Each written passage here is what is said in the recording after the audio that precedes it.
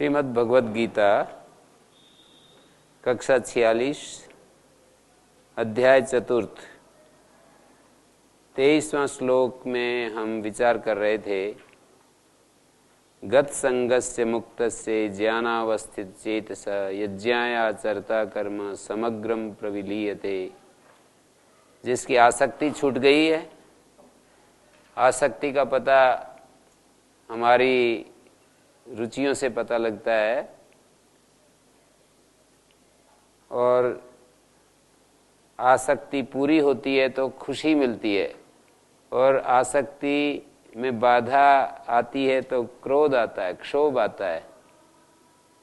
गत संगस्य, जिसकी आसक्ति छूट गई, ऐसा जो मुक्त पुरुष है, ज्ञान में अवस्थित चेतस है, जिसका ज्ञानावस्थित चेतस, चेतस माने जिसका अंतःकरण चित्त मन जो भी कहें, ज्ञाने अवस्थितम चेतो यस्य, ज्ञान में चित्त जिसका ठहरा हुआ है। यथार्थ दर्शन को यहाँ ज्ञान कह रहे हैं।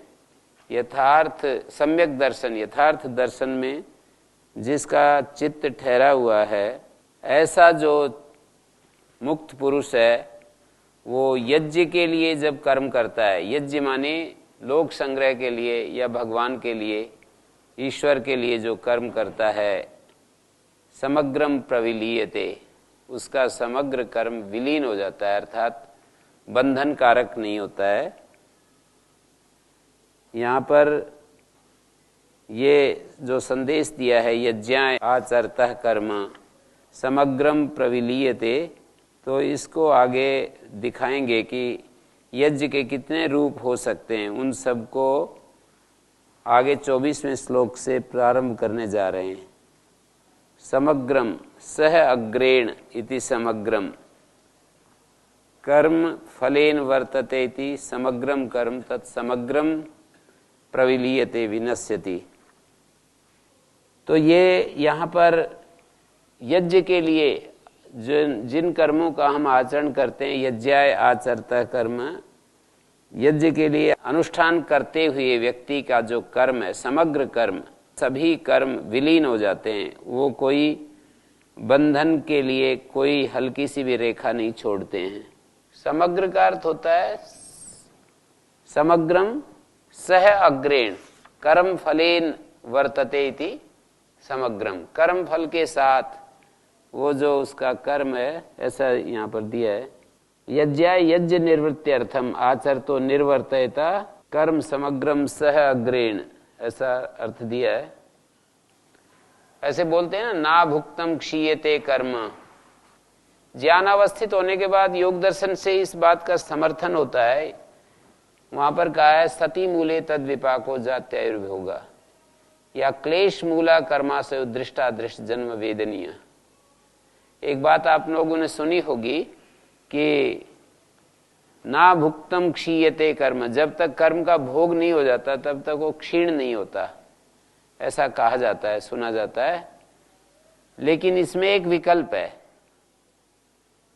इसका एक विकल्प है। यदि हम ज्ञानी हो जाते हैं, माने आत्म ज्ञान में अवस्थित हो जाते हैं, यहां जो कहा है ज्ञानावस्थित चेतसा, तो उस परिस्थिति में जो फल है वो अपना कर्म जो है अपना फल नहीं देता है। कई तरह से इसका समर्थन होता है। कर्म फल के लिए न्याय दर्शन में एक सूत्र आता है, प्रवृत्ति दोष जनितो अर्थ फलम। जो प्रवृत्ति है, प्रवृत्ति का अर्थ होता है प्रवृत्तिर्वाग बुद्धि शरीर आरंभा, वाणी बुद्धि और शरीर की जो चेष्टाएं हैं उसको प्रवृत्ति कहते हैं। वाणी से जो हम कुछ करते हैं, शरीर से कुछ करते हैं, और बुद्धि से मन से जो कुछ करते हैं उसको प्रवृत्ति नाम से कहा। और दोष का अर्थ होता है प्रवर्तना लक्षणा दोषा, जो हमारी प्रवृत्ति कराते हैं, राग द्वेष मोह, उनको दोष कहते हैं। दोष की परिभाषा की है प्रवर्तना लक्षणा दोषा, प्रवर्तना लक्षण है जिनका, ऐसे होते हैं दोष। प्रवृत्ति कराना ये लक्षण है जिनका, मानी इसमें कारण कार्य भाव दिखाया है कि जो राग द्वेष और मोह होते हैं ये तो कारण बनते हैं और ये प्रवृत्त कराते हैं व्यक्ति को। राग द्वेष मोह के कारण से प्रवृत्ति हमारी होती है और प्रवृत्ति दोष जनित है। फलम, फलम का अर्थ है वहां पर जो हमें कर्मों का फल मिलता है वही फल है। सुख दुख के रूप में, जाति आयु भोग के रूप में जो कर्म फल मिलता है वही फल है। तो प्रवृत्ति और दोष मिलकर के फल देते हैं। केवल प्रवृत्ति जो है वो फल नहीं देती है, केवल दोष भी फल नहीं देते हैं। दोष तो पिछले संस्कार होते हैं, राग द्वेष मोह के जो संस्कार हैं, क्लेश जिनको योग दर्शन में कहा है, न्याय दर्शन में उनको दोष कहते हैं। एक एक शास्त्र अपने शब्दों का प्रयोग करते हैं। तो जिसको क्लेश कहा है योग शास्त्र में, उसको न्याय शास्त्र में दोष कहा है। और भी बहुत सारे शब्द प्रयुक्त होते हैं, जैसे मीमांसा में अपूर्व कहते हैं तो न्याय शास्त्र में उसको अदृष्ट कहते हैं। जो हम धर्माधर्म करते हैं तो न्याय शास्त्र में उसको अदृष्ट शब्द से कहा और मीमांसा में उसको अपूर्व कहा और योग शास्त्र में, सांख्य और योग में उसको धर्माधर्म कहते हैं। कर्माशय धर्माधर्म कहा जाता है। तो मैं ये कह रहा था कि प्रवृत्ति दोष जनितो अर्थ फलम, प्रवृत्ति और दोष मिलकर के फल देते हैं। जो हमारे को कर्म फल देते हैं जाति आयु भोग के रूप में या सुख दुख के रूप में, तो प्रवृत्ति और दोष दोनों इकट्ठे रहते हैं तब वो फल मिलता है। प्रवृत्ति अर्थात सकाम प्रवृत्ति। प्रवृत्ति आयुर्वेद में भी कहा, वहां पर मोक्ष विद्या के नाम से 5वां अध्याय, शारीर स्थान का 5वां अध्याय मोक्ष विद्या। तो वहां कहा कि यद ब्रह्मांडे तत्पिंडे लोक सम्मितो एवं पुरुषा। ये जो पुरुष है ये लोक सम्मित है। पुरुष मानी षड धातुज पुरुष, पृथ्वी अब तेज वायु आकाश और एक चेतना धातु, इन 6 का जो कॉम्बिनेशन है इसको पुरुष कहा। और वहां पर यह बात बतलाई कि ये जो किस उद्देश्य से ये बता रहे हैं आप, ये तुलना करके किस दृष्टि से ये कर रहे हैं तुलना, कि जो ब्रह्मांड में तत्व है वही पिंड में तत्व है, जो पिंड में है वो ब्रह्मांड में है। ये तुलना करके बताने का आपका उद्देश्य क्या है, ऐसे वहां पर प्रश्न किया। तो उन्होंने बताया कि इसका उद्देश्य है अपवर्ग प्राप्त करने के लिए ये उपदेश है। अपवर्ग की तरफ ले जाने के लिए सर्वभूतस्थम आत्मानम सर्वभूतानि चात्मनि पश्यति योग युक्त आत्मा, ऐसे गीता आदि शास्त्रों में और उधर ईशोपनिषद में और यजुर्वेद के ब्रह्म अध्याय में, इन सब में जो ये एक अभेद दृष्टि हमारी व्यवहार में रहनी चाहिए कि हम सब एक ही हैं, ये सारा ब्रह्मांड एक ही है, ऐसे वहां पर कहा कोई हमसे अलग नहीं है। ये जो अभेद दृष्टि है, एकत्व दृष्टि है, ये हमारे अंदर बैठ जाए, इसके लिए हम ब्रह्मांड और पिंड के अंदर तुलना करके दिखा रहे हैं। तो एक एक शास्त्र हमको एक दिशा से आगे बढ़ाते हैं।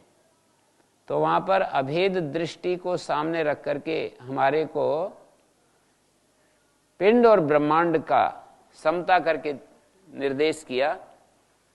और वहां पर यह पूछा कि ये प्रवृत्ति और निवृत्ति क्या है। प्रवृत्ति को दुख का कारण बताया, निवृत्ति को सुख का कारण बताया, और फिर पूछा कि ये प्रवृत्ति है क्या चीज। तो बोले इच्छा द्वेष और मोह और कर्म ये मूल हैं जिसके, इसको कहते हैं प्रवृत्ति। और निवृत्ति तो उपरामता को कहते हैं। इच्छा द्वेष मोह और सकाम कर्मों से निवृत्त होने का नाम निवृत्ति है। जब भी कर्म त्याग की बात आती है, सकाम कर्म त्याग, ये शब्द विशेषण के रूप में डाल देना चाहिए। व्याकरण में भी उदाहरण आते हैं मस्कर मस्करिणो वेणु परिव्राजकयो। मस्करी जो है वो परिव्राजक को कहते हैं। तो वहां प्रश्न किया कि मस्करी क्यों कहते हैं परिव्राजक को? बोले ये कहता रहता है माँ कुरुत कर्माणि, माँ कुरुत कर्माणि शांतिर्वह श्रेयसी। ये बोलता रहता है कर्म मत करो, कर्म मत करो, शांति ही कल्याणकारिणी है। तो यहाँ जो शब्द सुनाई पड़ रहा है माँ कुरुत कर्माणि, सुन करके कोई ऐसा समझने लगे कि भाई बिल्कुल कर्म त्यागने की बात कही जा रही है, ऐसा नहीं। वहां पर यह कहा है कि जो प्रवृत्ति युक्त कर्म है उनको मत करो, निवृत्ति में रहते हुए भी, और जो करुणा प्रेरित कर्म होते हैं, दूसरे के सुख बढ़ाने के लिए कर्म होते हैं, हमारे को कुछ लेना नहीं, हमें कुछ पाना है कर्म के द्वारा, ये जो रहता है हमारे सब के अंदर, उस कर्म का त्याग किया है कि इस मैं कर्म कर रहा हूं और इससे मुझे कुछ मिलेगा। तो इस दृष्टि को यदि हम अपने भीतर से निकाल देते हैं और फिर चाहे सुबह शाम तक काम करो, वो कर्म बाधक नहीं होंगे। आप 24 घंटा कर्म कीजिए, पर उस कर्म के द्वारा आप ये मत सोचें कि मेरे को कुछ लेना है। कर्म से हम क्या क्या ले सकते हैं? कर्म से हम प्रतिष्ठा बड़ाई ले सकते हैं, कर्म के द्वारा हम विजय प्राप्त कर सकते हैं, कर्म के द्वारा दूसरे पर अधिकार जमा सकते हैं, कर्म के द्वारा पैसा सुविधाएं प्राप्त कर सकते हैं, कर्म के द्वारा हम दूसरे को नीचा दिखा सकते हैं, कर्मों के द्वारा ये सब कुछ होता है। कर्मों के द्वारा ये सब होता रहता है। ये जो होता है इसको कहते हैं सकाम कर्म, सकाम प्रवृत्ति। और आप किसी को पढ़ा रहे हैं, किसी को कुछ मार्गदर्शन कर रहे हैं, पुस्तक पढ़ रहे हैं, आप कोई लेख लिख रहे हैं, कुछ लेना देना नहीं है आपको। आप कहोगे कि पढ़ाते हैं तो दूसरों को तो लाभ मिलता है, तो मिलेगा, मुझे वापस नहीं लेना। पढ़ा तो रहा हूं पर मेरे को पढ़ाने के बदले में कुछ लेना नहीं। खेती कर रहा हूं पर मुझे खेती से कुछ नहीं लेना, वो निवृत्ति में चला जाता है। खेती कर रहा हूं, सुबह शाम तक खेती करो। आप वहाँ स्वामी जी के बड़े बड़े खेत हैं, वहाँ जाकर के सुबह से सायंकाल तक आपको कुछ गायों की सेवा कीजिए, प्रातःकाल से सायंकाल तक लगे रहें सेवा में। कि भाई आप क्यों लगे हुए हो, मुझे तो कुछ लेना नहीं। समष्टि जो दे दे, वहाँ इतनी भी इच्छा मत करो कि मैं तो इतना काम कर रहा हूँ, मेरे को खाना भी अच्छा नहीं मिलता है। ये भी यदि आपने चाह लिया तो वो फिर, क्योंकि आपने ऐसा विचार कर लिया कि मैं इतना काम कर रहा हूँ, मेरे को भोजन तो कम से कम ठीक मिलना चाहिए, तो आप निवृत्ति में नहीं हैं, आप फिर प्रवृत्ति में ही कहलाएंगे। आप प्रातःकाल से सायंकाल तक काम कीजिए, पर आप इच्छा कुछ मत कीजिए कि मेरे को थोड़ा सा तो मेरे को देखो, मेरा अपमान करते रहते हो, मैं आप लोगों के लिए इतना कुछ करता हूँ, कम से कम अपमान तो मत करो। ये भी एक इच्छा होती है। मेरे को भोजन अच्छा मिलना चाहिए, ये भी एक इच्छा होती है। तो इच्छाओं को हम देख सकते हैं, इच्छा से रहित होकर के यदि हम कर्म करते हैं तो वो निवृत्ति कही जाती है। उसी को यहाँ पर मुक्त कहा है। यज्ञाय आचरता कर्म, इस शब्द से उसी स्थिति को दर्शाया है कि आप कर्म कर रहे हैं, इदन न ममा, आपके रग रग में बस गया है, अपनी आहुतियां दे रहे हैं, आपके पास जो है उसकी आहुतियां दे रहे हैं, और उसको भी अपना समझ कर नहीं। ना तो कर्तृत्व अहंकार है, न कर्ण अहंकार है। दो तरह का अहंकार होता है, एक कर्तृत्व अहंकार होता है, एक कर्ण का अहंकार होता है। मानी मैं इन कर्मों का करता हूं, ये एक अहंकार होता है। एक कर्ण का अहंकार भी होता है कि मैं इंस्ट्रूमेंट हूं, उस भगवान ने मेरे को चुना है, मैं उसको, उन्होंने मेरे को चुन लिया है अपना काम करने के लिए। तो इसका भी अहंकार यदि हम कर लेते हैं तो वो कर्णा अहंकार कहा जाता है। और वो यज्ञाय आचरता कर्म, ये परिभाषा के अंदर नहीं फिट बैठेगा। तो हम श्रीमद् भगवद गीता का संदेश हमारे लिए बहुत ही कर्म के विषय में बहुत ही उच्चतम दृष्टि जो हो सकती है वो हमारे सामने रखी गई है। निष्काम कर्म क्या होता है वो बता दिया कि हम कर्म करें पर कुछ इच्छा ना करें कर्म के बदले, तो कर्म निष्काम हो जाते हैं। ये ज्ञान की शक्ति से ही ऐसा संपन्न होता है। माने विद्या, और विद्या से हमारे भीतर निष्कामता आती है, अकामता आती है, हम अचाह हो जाते हैं। और जब हम निष्काम हो जाते हैं, अचाह हो जाते हैं, तो उसके परिणाम स्वरूप जो अगला स्टेप है वो ये है कि हमारे कर्म भी फलाशा से और अहंकार से मुक्त हो जाते हैं। कोई केंद्र ही नहीं बचा, वो केंद्र ही नहीं बचा, तो वो जो कर्म हैं वो जाकर के कहीं तो ठहरेंगे, जब केंद्र ही नहीं, केंद्र के बिना कहां ठहरेंगे जाकर के। कर्ता के रूप में, करण के रूप में जिसको हमने केंद्र बनाया उसमें जाकर चिपक जाते हैं कर्म। पर कोई केंद्र को यदि हम ना बनने दें तो कर्म क्रिया मात्र होकर के विलीन होते रहते हैं। कर्म नाम नहीं पड़ता, क्रिया मात्र होती है। फिर जो फल देने के लिए हमारे भीतर जाकर के ठहर जाते हैं वो तो होते हैं कर्म, और क्रिया तो तत्काल अंत होती जाती है। क्रिया तो जिस समय हम करते हैं, मैं बोल रहा हूं, इसी समय इसका अंत होता जा रहा है। पर इस बोलने का अहंकार जो होता है कि मैं आप लोगों को रोजाना सिखाता हूं और मेरे पास ये बड़ी विशिष्ट शक्ति है और इसको मैंने अर्जित किया है और ये अर्जित शक्ति मैं आप लोगों को बांट रहा हूं, ऐसा यदि मेरे अंदर भाव आ गया तो ये जो भाव है ये मेरे भीतर जाकर के एक केंद्र में, एक केंद्र बन गया है। ये भाव आते ही केंद्र तैयार हो गया। अहंकार जिसको कहते हैं, अस्मिता क्लेश जिसको कहते हैं, उस केंद्र में जाकर के ये कर्म इकट्ठे होते रहते हैं। मेरा पुण्य, मेरा धर्म उसमें इकट्ठा रहता है और कभी कभी किसी को कष्ट मिलता है तो वो अपुण्य इकट्ठा होता रहता है। धर्म और अधर्म का संचय इस तरह से होता है। तो उसको यहां पर कहा है कि भाई यदि अपने कर्मों का अहंकार विलय करना है तो हमें यज्ञ के लिए अर्थात निष्काम रूप से कर्म करने होते हैं। कर्मों से जो हम चाहते हैं, आजीविका, कर्मों से प्रतिष्ठा, कर्मों से विजय, कर्मों से अपनी रिकॉग्निशन, पहचान बोलते हैं, कर्मों के द्वारा ये सब जो चाहते हैं वो यदि होता रहता है कर्म के माध्यम से, तो फिर वो यज्ञ के लिए कर्म नहीं कहे जाएंगे। धर्म या अधर्म रूप कर्म होंगे, वे पुण्य या पाप रूप कर्म होंगे। जिन कर्मों से समष्टि को सुख मिलता है वो पुण्य कर्म कहलाते हैं, और जिनसे दूसरों को कष्ट मिलता है वो अपुण्य कहलाते हैं। उनको वे कर्म हमें मुक्ति की तरफ नहीं ले जाते, धर्म अधर्म के रूप में संचित होते हैं और सुख दुख दिलाते हैं।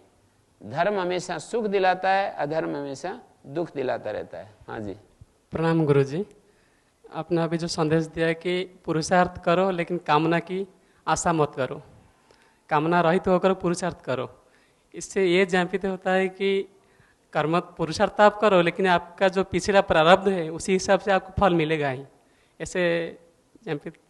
फल के ऊपर दृष्टि ही नहीं है ना, वो कर्म फल पाने के लिए कर ही नहीं रहा है। पहले ही फल को हटा करके जब हम निष्काम होते हैं तो फल तो खत्म हो जाते हैं जी। मुझे तो कुछ चाहिए नहीं है, अपने लिए कुछ नहीं चाहिए, जो मेरे पास आ गया है वो इन्हीं का है, इनके लिए कर रहा हूँ। इसमें फल की कहाँ, बीच में फल कहाँ आकर बैठ गया। कामना तो हम नहीं करेंगे लेकिन जो मिलने वाला वो हमारा जो पिछला प्रारब्ध है उसी हिसाब से मिलेगा ही, ऐसे ज्ञापित मैं समझ रहा हूँ। पिछला जो है ना उसी की तो बात चली थी यहाँ पर कि ना भुक्तम क्षीयते कर्म। कहते हैं कि भाई जब तक पूरा कर्म का भोग नहीं हो जाता है तब तक वो अपना क्षीण नहीं होता है। किया हुआ कर्म हमको भोग दिए बिना नष्ट नहीं होता। ना भुक्तम क्षीयते कर्म कल्प कोटि शतैरपि, ऐसे एक वचन हम सुनते हैं कि भाई करोड़ों साल भी यदि बीत गए तो भी किया हुआ कर्म कभी भी नष्ट नहीं होता। तो मैंने कहा कि इसका एक विकल्प है, क्लेशों के रहते हुए ये व्यवस्था है। क्लेश किसी ने समाप्त कर दिए और इसी जन्म में उसने ऐसी उग्र तपश्चर्या की, मन की एकाग्रता बनाई कि सारे कर्मों, सारी अपनी वासनाओं का, अपने भूतकाल के जो अभ्यास थे उन पर विजय प्राप्त कर ली। हर क्षण वो भगवतनिष्ठ रहता है, ज्ञान की स्थिति में रहता है, आत्मनिष्ठ रहता है। तो उसने कुछ कर्म ऐसे कर दिए हैं जिनका फल मिलना चाहिए, अच्छा बुरा, वो सारा अच्छा बुरा जो फल है वो नष्ट हो जाता है। ये मैं बोलना चाहता हूं, यदि लगा करके बोल रहा हूं कि यदि किसी का क्लेश जो है, अविद्या, अस्मिता, राग, द्वेष, अभिनिवेश कहो या दोष जिसको कहते हैं न्याय दर्शन में, दोष नष्ट हो गए, राग द्वेष मोह नष्ट हो गया, क्लेश नष्ट हो गया, अविद्या, अस्मिता, राग, द्वेष, अभिनिवेश, क्लेश नष्ट हो गया, तो क्लेश नष्ट होने पर अकेले कर्म फल नहीं देंगे, कभी भी नहीं देंगे। कई शास्त्रों का प्रमाण दिया। प्रवृत्ति दोष, आप लोग भी विचार करें इस पर, प्रवृत्ति दोष जनितो अर्थ फलम, प्रवृत्ति और दोष मिलकर के फल देते हैं।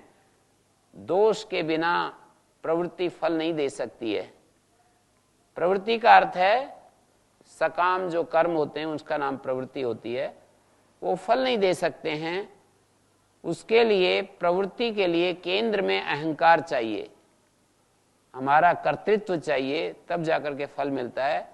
और अहंकार नष्ट होता है ज्ञान के द्वारा, जब हम ये आत्म भाव में जीने लगते हैं और अपने इस देहाभिमान को गला देते हैं, देहाभिमान से ऊपर उठ जाते हैं, तब ये स्थिति आती है। और उस समय ये नहीं कहा जाता कि बिना फल दिए कर्म कैसे नष्ट हो गया। कर्म नष्ट हो जाता है, बिना फल दिए भी नष्ट हो जाता है। इसका ये विकल्प बताया। यदि क्लेश, यदि दोष हमारे भीतर मौजूद हैं, अविद्या मौजूद है, अस्मिता, क्लेश, राग, द्वेष, मोह, ये सब मौजूद हैं, तो उस स्थिति में कर्म फल कभी भी बिना भोग के नष्ट नहीं हो सकता है। एक शुभ कर्म से दूसरा अशुभ कर्म नष्ट नहीं होता है, उसके वासना नष्ट होती है। जैसे किसी ने बहुत जीवन अपना लोभ में, स्वार्थ में, कंजूसी में बिताया, तो वो यदि उदारता और लोभ और कंजूसी के चलते उसने बड़ी रिश्वत ली और बहुत ही लोगों को तंग किया, तो ये जो लोगों को कष्ट दिया है, उससे जो एक अपुण्य कर्माशय बना, वो तो दान देने से नष्ट नहीं होगा। कितना भी आप दान दें, आपने खूब सारा, उससे 10 गुना ज्यादा दान दे दिया, तो भी उससे वो नष्ट नहीं होगा। जो आपने लोभ के वशीभूत होकर के किसी को, इन सभी विकारों के द्वारा अल्टीमेटली तो हम हिंसा करते हैं ना, चाहे हम लोभ के वशीभूत होते हैं, क्रोध के वशीभूत होते हैं, ईर्ष्या, द्वेष, सारे इन सब के माध्यम से हम हिंसा पर ही जाते हैं, दूसरे को कष्ट देते हैं। चोरी करेंगे तो दूसरे को कष्ट देंगे, झूठ बोलेंगे तो कष्ट देंगे, अब्रह्मचर्य करेंगे तो कष्ट देंगे, परिग्रह करेंगे तो दूसरों को शोषण करके ही परिग्रह होता है, तो उस अवस्था में भी कष्ट देंगे। और हिंसा में तो कष्ट देते ही हैं, किसी को मार काट करते हैं, किसी को किसी चीज से सताते हैं, डंडे से मारते हैं, हाथ से मारते हैं, तो उसमें तो कष्ट है ही। तो अल्टीमेटली हम कष्ट देते हैं। और किसी व्यक्ति ने ये कष्ट दे दिया और बाद में उसको समझ में आई, जैसे उसने बहुत रिश्वत ली और दूसरों को कष्ट दिया और समझ में आ गई ये तो तू गलत कर रहा है, और उसके बाद उसने बहुत सारा धन दान में दिया और बिल्कुल निर्लोभ हो गया। मानी उसने जो धन की आसक्ति थी उसको छोड़ दिया और बड़ी तपस्या की इसके लिए, और खूब उदारता बरतने लगा, तो वो जो कष्ट दिया था और उससे जो अपुण्य बना था वो तो भोगना ही पड़ेगा। ये जो पुण्य किया है इससे उसका एक पुण्य कर्मा से बनेगा, इसका सुखद परिणाम उसको मिलेगा। मानी दोनों बराबर चलते रहेंगे।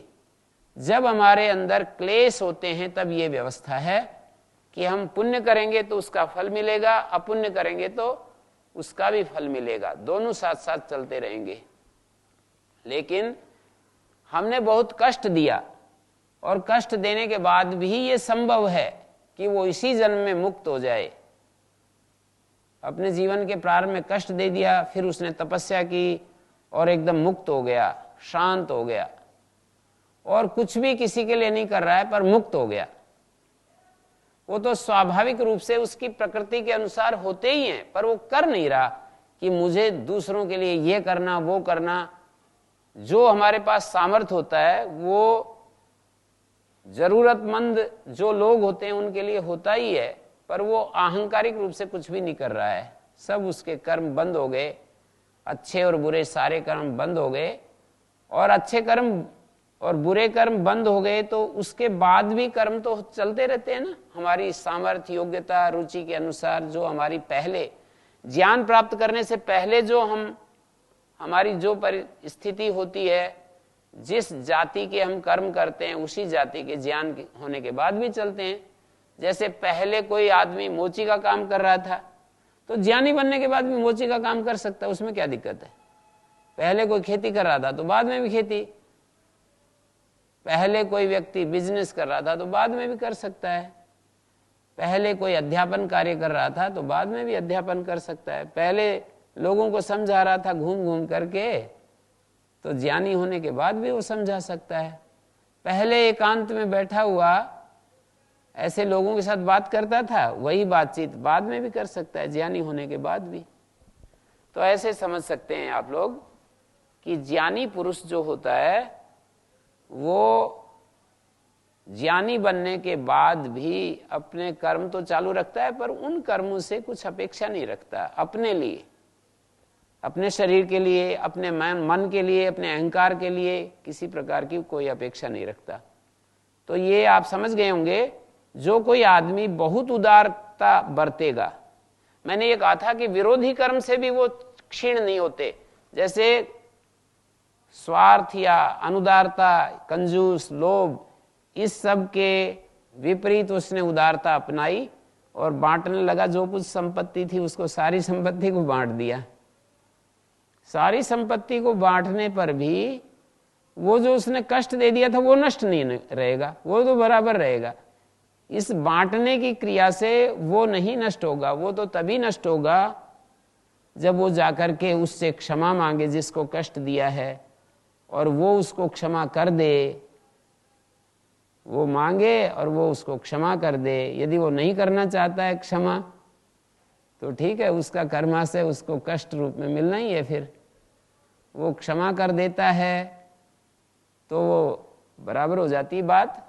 और ये हम एक लाभ होता है, इसमें ध्यान देने की बात है कि हम जैसे उदारता में अपना सब कुछ बांटने लगे, इससे हमारे अंदर जो अनुदारता का संस्कार था वो नष्ट हो गया।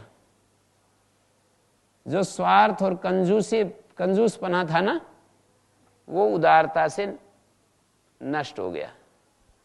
तो हमारे चित्त के अंदर जो संस्कार होते हैं वो विरोधी कर्म के द्वारा, झूठ बोलने का संस्कार सच बोलने से नष्ट हो जाता है, और क्रोध का संस्कार अक्रोध से, अक्रोधेन जयेत क्रोधम सत्येन अनृतम जयेत, झूठ जो है, और जयेत कदर्यम दानेना, और जो ये लोभ है इसको दान के द्वारा हम जीतते हैं, यूँ समझो एक प्रकार से उसको नाश करते हैं।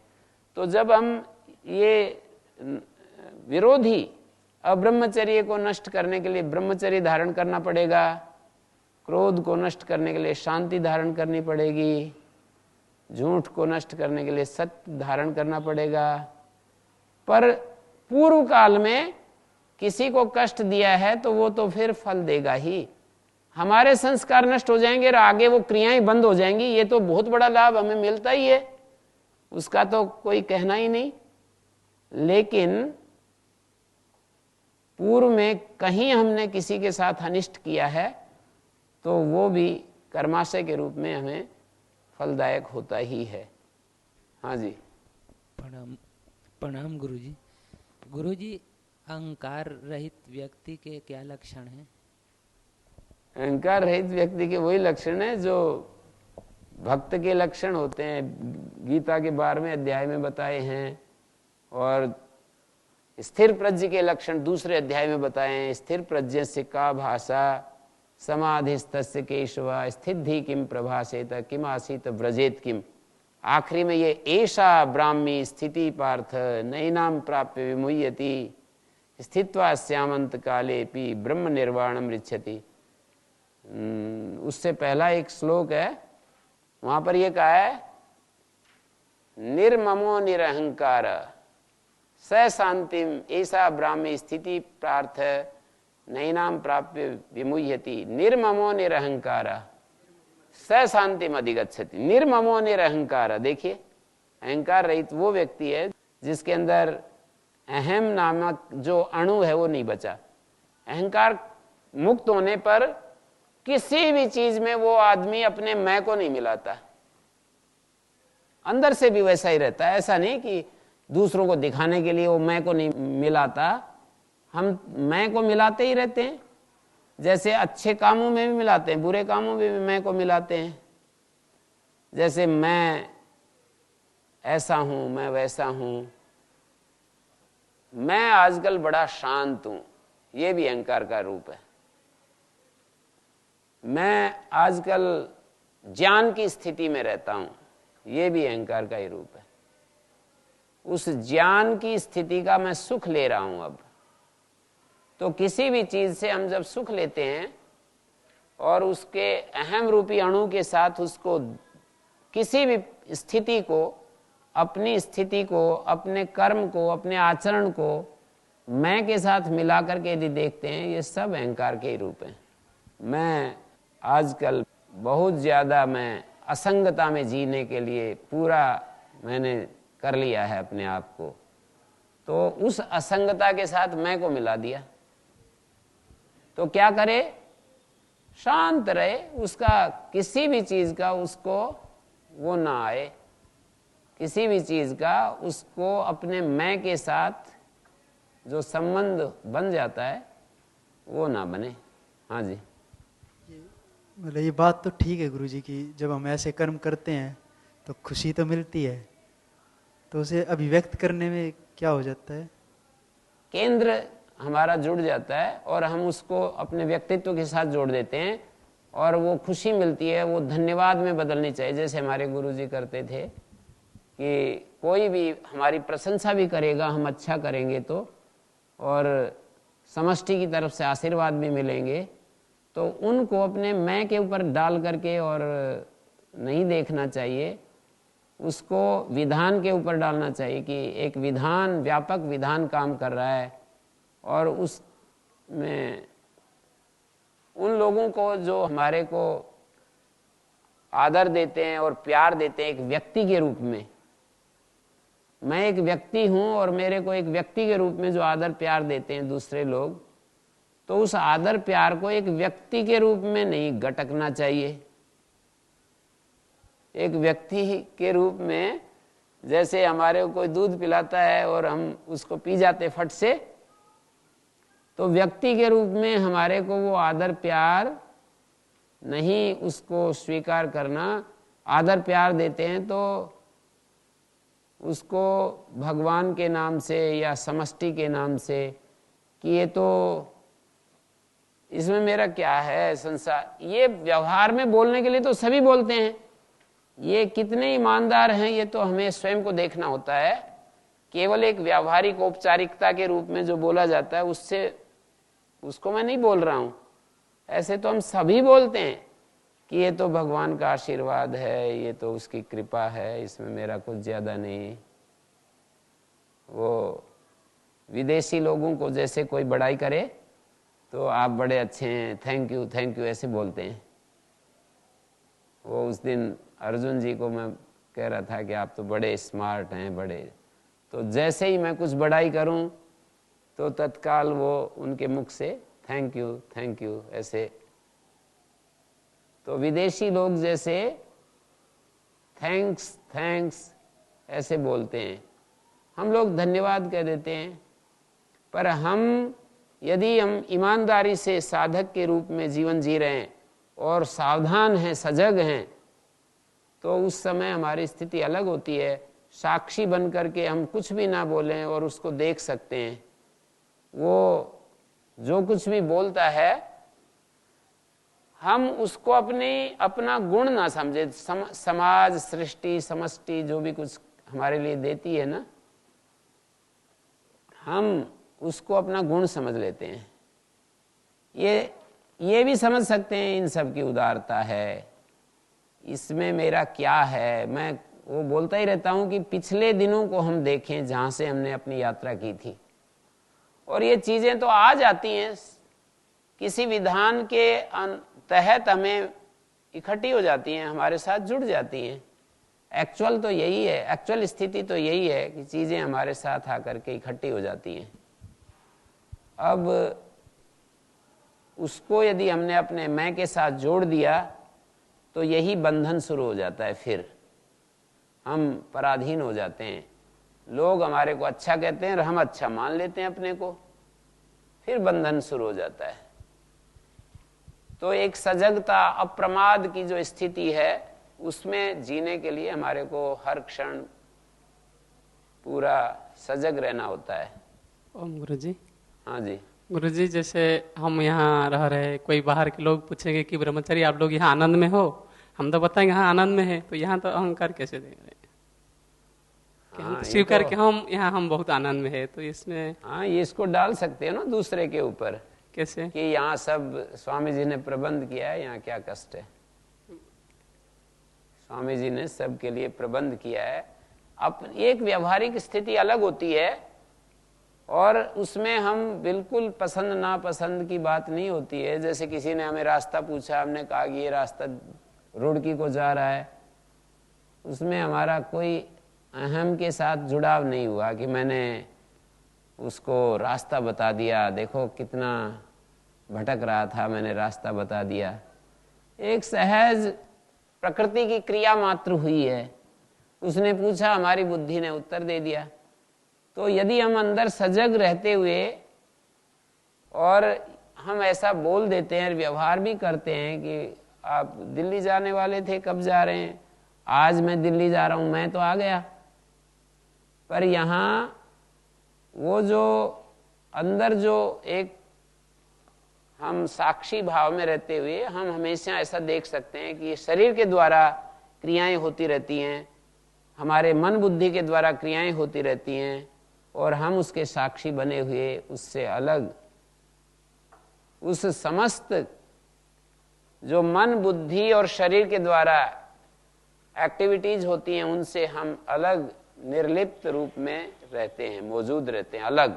तो गत संगत से मुक्त से ज्ञानावस्थित चेत सा यज्ञाय आचरता कर्म, यज्ञ के लिए जो कर्म करता है, माने सेवा के लिए, निष्काम कर्म के लिए रूप में। यज्ञ का अर्थ ईश्वर भी है, यज्ञ लोक संग्रह भी इसका, जैसा बार बार कहते चले आ रहे हैं, लोक संग्रह के लिए कर्म करते हुए समग्रम प्रविलीयते।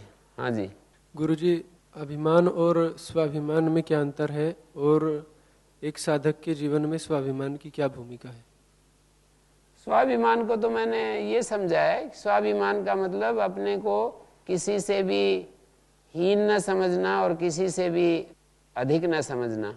स्वाभिमान का अर्थ है कि जैसे भारत स्वाभिमान स्वामी जी ने रखा है कि भारत का जो गौरव है वो हम अपने को हीन भावना से मुक्त रखें, और उस गौरव को ध्यान में रखते हुए हम भोग में जीवन ना जिएं। भारत का स्वाभिमान इस रूप में है कि उन ऋषियों ने साधना करके और ज्ञान, प्रेम, त्याग, उदारता और अपनी आंतरिक स्वाधीनता इन सब को जीवन में चरितार्थ किया और मुझे भी सहज रूप से वो चीज़ें, मैं उनके उस परंपरा में पैदा हुआ हूँ, तो मुझे भी उन चीज़ों की अभिप्सा करनी चाहिए, उनकी प्यास मेरे अंदर भी होनी चाहिए। और अपने आप को एक जो हीन भावना आती है ना, उससे मुक्त करने के लिए स्वाभिमान शब्द बोला जाता है। और अभिमान तो स्पष्ट ही, माने किसी से हम ऊंचे होते हैं, किसी से नीचे होते हैं, ये अभिमान के कारण होता है। अभिमान जो है इस रूप में देखता है कि मैं अपने से नीचे वालों से बड़ा हूं और इनसे मैं छोटा हूं। स्वाभिमान में आत्मा का जो अभिमान है, अभिमान का मतलब आत्मा का जो गौरव है, आत्मा की जो विभूति है। भारत स्वाभिमान जब बोलते हैं तो भारत का जो स्व है, भारत का जो आंतरिक तत्व है, वो सनातन धर्म है। भारत का स्वत्व एक प्रकार से एक व्यापक ब्रह्म की स्वीकृति है। भारत का जो स्वत्व है, जैसे हमारे पास जो संपत्ति होती है उसको स्व कहते हैं, तो भारत का स्व क्या है? भारत का स्व एक सनातन विश्वव्यापी ब्रह्म की स्वीकृति, कर्म फल की स्वीकृति और प्रकृति के ऊपर जो प्रभुत्व है, स्वराट बन करके जीना, स्वाधीन बन करके जीना, और संसार में मातृवत परदारेषु परद्रव्येषु लोष्ठवत आत्मवत सर्वभूतेषु, ये जो दृष्टि है ये भारत के ऋषियों की दृष्टि है कि हम आत्मवत सब के अंदर देखें और परद्रव्य को मिट्टी के ढेले के समान समझें और सारी स्त्री जाति को माता के समान समझें। ये भारत का स्वत्व है। और ऐसे ही श्रृंखला को बहुत बढ़ाया जा सकता है। भारत का स्वत्व क्या है, भारत किन किन चीज़ों को महत्व देता रहा है, भूतकाल को दृष्टि में रख करके आप विचार सकते हैं कि भारत जो है योग को महत्व देता रहा है। भारत के राजा भी योगी होते रहे हैं। भारत भोग प्रधान नहीं है, भारत के स्वत्व में योग आधार में छिपा हुआ है। योग का अर्थ होता है, योग का मतलब होता है भगवान का सामीप्य। योग मानी भगवान के साथ सामीप्य प्राप्त करना। भारत जो है प्रज्ञा को, आंतरिक प्रज्ञा के विकास को महत्व देता रहा है। भारत प्रेम और करुणा का उपासक रहा है। ये सब भारत के स्वत्व में आती हैं। और उन भारत का जो स्वत्व है वो सहज रूप से जैसे धरोहर के रूप में हम सबको ही प्राप्त है, एक को नहीं, सभी भारतवासियों को प्राप्त है। तो उसमें हीनता के लिए कोई स्थान ही नहीं है कि हम जो है, हम हीन भावना से और अहम भावना, दोनों ही भावनाएं हमारे लिए पाप की तरफ ले जाने वाली होती हैं। हीन भावना से भी हम अपने जीवन में विकसित नहीं हो पाते, अपने को हीन मानने लगते हैं। अंदर से जब अपने आप को हीन मानने लगते हैं कि मैं कुछ नहीं हूँ, तो उससे भी बाधा आ जाती है।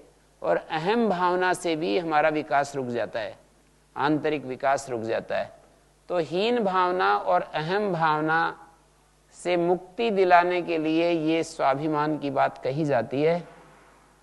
और अभिमान तो स्पष्ट ही हम एक अपने व्यक्तित्व को स्पेशल करके देखते हैं। और हम ये कह सकते हैं कि एक प्रकार से ये जो चीज़ें हैं, ये भगवान ने इस सृष्टि पर भारत को ही क्या, सारी धरती के प्राणियों को दी हैं एक अर्थ में। तो यदि हम ईमानदारी से उसको और थोड़ा फैला करके देखें तो जिन चीज़ों की मैंने चर्चा की कि आत्मा, हमारे अंदर आत्मा है, तो क्या अमेरिका के लोगों में आत्मा नहीं है? हमारे अंदर स्वाधीनता की जो मांग है, पराधीनता से अपने को मुक्त रखने के लिए जो हमारे अंदर ज़रूरत महसूस होती है, वो किसी भी भूभाग पर पैदा हुए मनुष्य मात्र में वो चीज है। ये सभी चीजें जो हम अपने भीतर देखते हैं जरूरत के रूप में, मांग के रूप में, वो मनुष्य की रचना ऐसी है कि मनुष्य मात्र के अंदर ये सब हमें देखने को मिलती हैं। ब्रह्मार्पणम ब्रह्म हवि ब्रह्माग्नौ ब्रह्मणाहुतम ब्रह्मैव तेन गंतव्यम ब्रह्म कर्म समाधिना।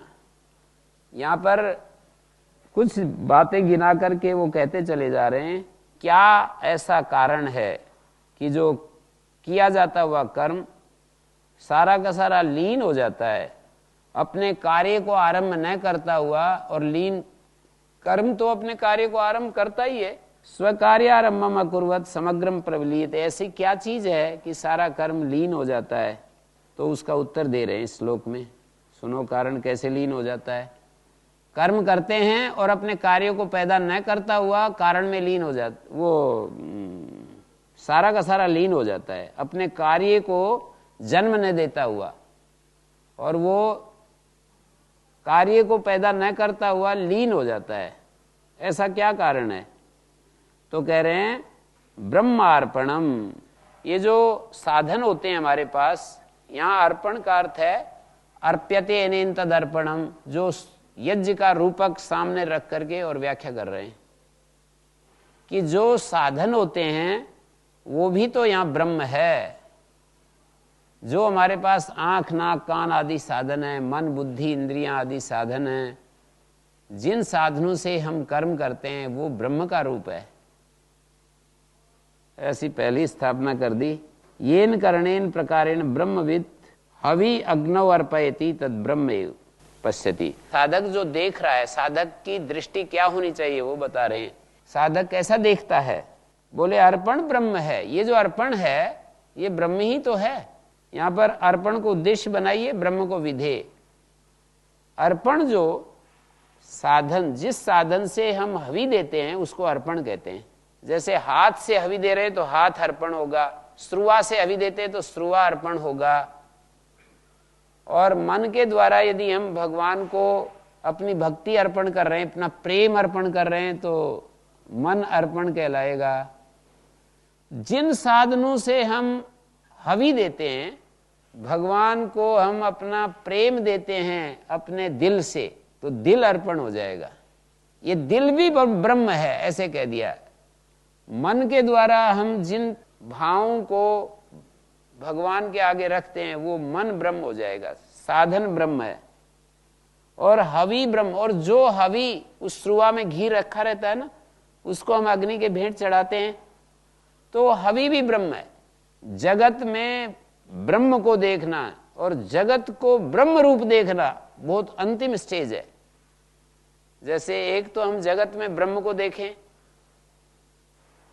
एक ब्रह्म में जगत को देखें। ब्रह्म में जगत को देखें तो एक अलग प्रकार की हमारी दृष्टि बनेगी कि एक ब्रह्म है और उसमें ये जगत है, ब्रह्म में जगत है। और हम कहें जगत में ब्रह्म है, जगत के हर घटक में ब्रह्म का वास है, जगत के हर घटक में ब्रह्म का वास है। और आगे सरकेगा तो यूं कहेगा कि ब्रह्म के सिवाय कुछ है ही नहीं, ये सारा जगत ब्रह्म का ही तो रूप है। जगत में ब्रह्म क्या है? जगत ही ब्रह्म है। तो अर्पण ब्रह्म है, हवि ब्रह्म है। दूसरी चीज बता दी, जिसको हम आहुति देते हैं, जैसे अच्छे भाव, जिनको हम अच्छे भाव कहते हैं। एक तो मन के द्वारा, बुद्धि के द्वारा हमने अर्पित किया तो वो मन बुद्धि को ब्रह्म बताया, और उस मन बुद्धि में भाव हमने अर्पित किए भगवान के चरणों में, तो वो जो जिसको भाव कह रहा हूं वो भी ब्रह्म है। और अग्नि, ब्रह्म आग्नौ, अग्नि में हम आहुति देते हैं, तो जिस अग्नि में हम आहुति देते हैं वो भी ब्रह्म है।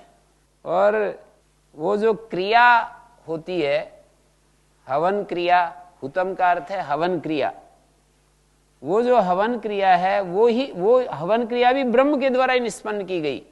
वो क्रिया भी ब्रह्म है। हुतम ब्रह्मणा हुतम, यहाँ पर ब्रह्माग्नौ ये समस्त पद बता रहे हैं शंकराचार्य जी। अग्निरपि ब्रह्मैव, यत्र हुएते ब्रह्मणा कर्ता, ब्रह्म कर्ता के द्वारा ब्रह्म रूपी अग्नि में ब्रह्म के द्वारा हवन किया जाता है। और यत्तेन हुतम हवन क्रिया तदपि ब्रह्मेव, और वो जो हवन क्रिया है भाव में प्रत्यय हुतम, जो हवन क्रिया है वो भी ब्रह्म ही है।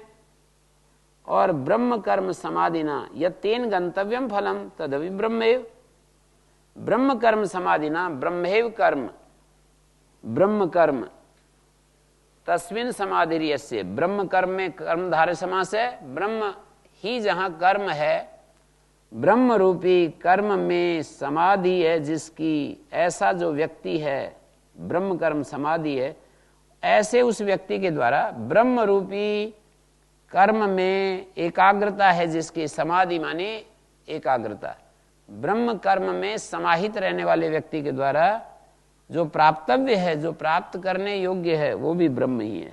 तो इन्होंने कह दिया कि लोक संग्रह करते हुए क्रियमाण जो कर्म है परमार्थतः अकर्म हो जाता है, ब्रह्म बुद्धि के द्वारा उसका उपमर्दन हो जाता है, वो क्रियमाण कर्म फलदान में असमर्थ हो जाता है।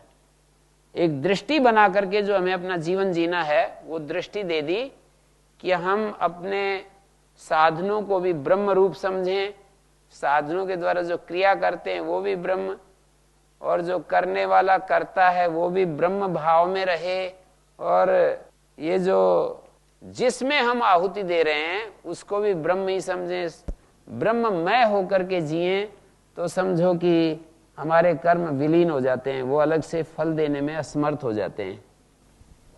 गुरु जी, हाँ जी, ब्रह्म का शाब्दिक अर्थ क्या है? ब्रह्म जो सबसे बड़ा, जैसे व्याकरण, सबसे बृहत तत्व को ब्रह्म कहते हैं, जो सबसे बड़ा है बृहत है उसको ब्रह्म कहते हैं।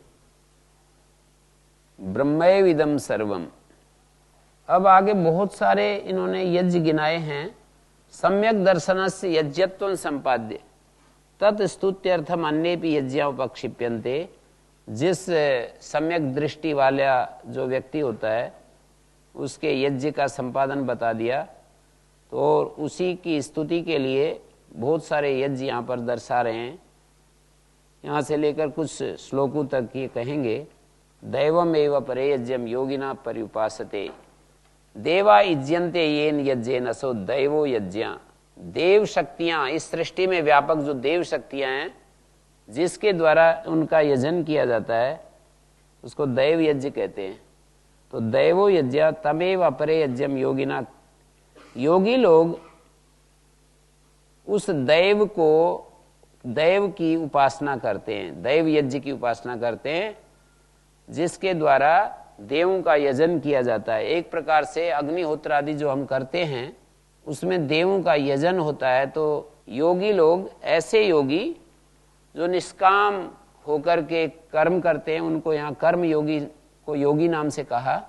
ऐसे कर्म योगी अपरे योगिना, कर्म योगिना यज्ञम पर्युपास्ते यज्ञम कुर्वन्ति। ब्रह्माग्नो अपरे यज्ञम यज्ञेन उपजुह्वति। और दूसरे अपरे, दूसरे ब्रह्म रूपी अग्नि में सत्यम ज्ञानम अनंतम ब्रह्मा, ये जो विज्ञानम आनंदम ब्रह्म, यत् साक्षात अपरोक्षात ब्रह्म, ब्रह्म के स्वरूप को बताने के लिए कुछ श्रुतियों में वचन मिलते हैं। ये आत्मा सर्वांतरा, एस्ते आत्मा सर्वांतरा, जो हम सब के भीतर एक सर्वांतर आत्मा है। तो ब्रह्माग्नो, ब्रह्म रूपी अग्नि में यज्ञ के द्वारा, यज्ञेन यज्ञम यजंत देवा, यज्ञ के द्वारा यज्ञ को, यज्ञेन यज्ञम एव उपजुह्वति। ब्रह्म शब्द से एक सारी विशेषताओं से रहित एक चिन्मय तत्व है हमारे इस अस्तित्व के पीछे, सब का जो आधार बना हुआ है, सब का जो प्रकाशक है, उसका संकेत हो रहा है। तो अपरे ब्रह्माग्नौ, ब्रह्म रूपी अग्नि में यज्ञ के द्वारा यज्ञ का हवन करते हैं। और इस तरह से आगे भी बहुत सारे यज्ञ बताएंगे। हम धीरे धीरे आगे बढ़ते हैं। अभी आज यहीं विराम देते हैं।